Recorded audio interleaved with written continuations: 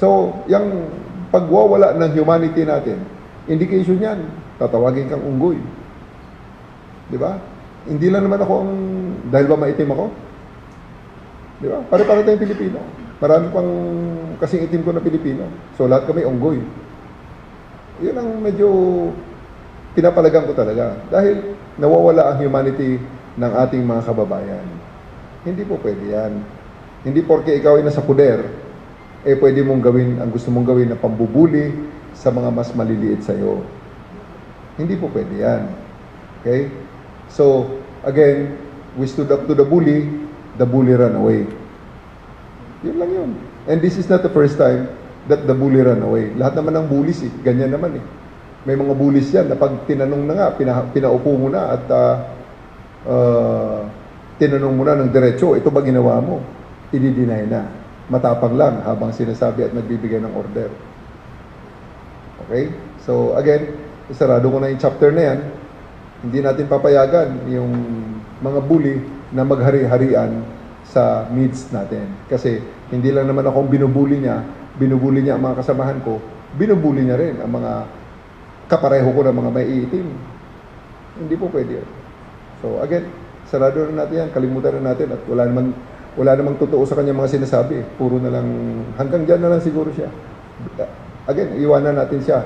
Pabayaan na lang natin siya sa sarili niyang mundo. Salamat din, Alfred. Thank you very much, sir. And last question from Ms. Marlene Padiernos of Teleradyo, ma'am. Hi sir, good morning po. Sir, last year nagbalantang lahat doon sa lumabas na deepfake video bigla ni Pangulo hours before yung SONA. Kamusta po monitoring ngayon? At if ever po na magkaroon ulit ng ganitong incident, ano po yung action po ng PNP? Naghahanda na tayo sa mga bagay na yan, ano? Talagang yung mga kalaban ng ating gobyerno, napaka-sophisticated na rin ng mga ginagamit. Kaya yung mga deepfake, baka mamaya may lumabas ngayon dyan. Hindi pa dumarating ang presidente sa Kongreso, may nagsusona na, nakamukha niya at nagsasalita ng kung ano-ano. So, again, nakahanda naman tayo dyan sa mga bagay na ating anti-cybercrime group ay nagmomonitor. Naniniguro na talagang bago mangyari yan or during mangyari yan, talagang dapat ma-actionan agad para hindi na malinlang ating mga kababayan.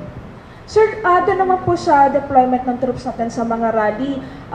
Last year po kasi sabi ni PNP Chief Marbil ay huhulihin yung mga pasaway, yung mga mananakit na mga pulis. Gano'n din po ba i-implement ngayong SONA?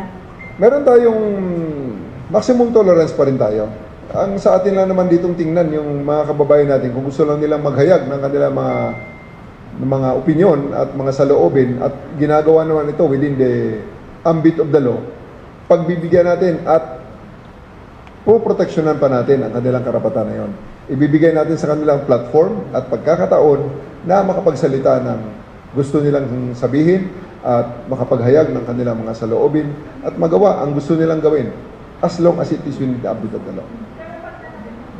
Pag nanakit na po sir ng pulis? We'll just decide on it when the time comes. You know, may mga appropriate response naman tayo sa mga situations. Nasa CIMEX na natin yan, may mga calibrated response tayo dyan. Depende sa kung ano ating nakikita. Sir? Thank you very much, ma'am. One last question, sir, from Mr. J. Mark. Sir, soundbite lang. Dun sa naging post nyo sa social media regarding dun sa comment ni nung predecessor nyo sa Davao, si retired General Escobar, na nagsasabing ini-insinuate niya na inobliga daw yung mga pulis na manood dun sa fight kahapon. Well, nasagot ko na rin yan sa aking social media page, you know. Ang sa akin lang naman, gaya ng ibang mga Pilipino, si General Escobar ay merong karapatan din na maghayag ng kanyang saloobin. Pero, tama lang, wag na yung sa fake news dahil he had his time. Now it is our time at huwag niya sabotahiin ang ating oras at ang ating panahon na makapagserbisyo sa ating mga kababayan. Thank you very much, sir. And any closing statement, sir, before we end this press Again, maraming briefing? salamat sa ating mga kasamahan at katuwang sa media sa pagkakataong ito na may hayag ang aking mga saloobin. And maraming salamat sa inyong suporta.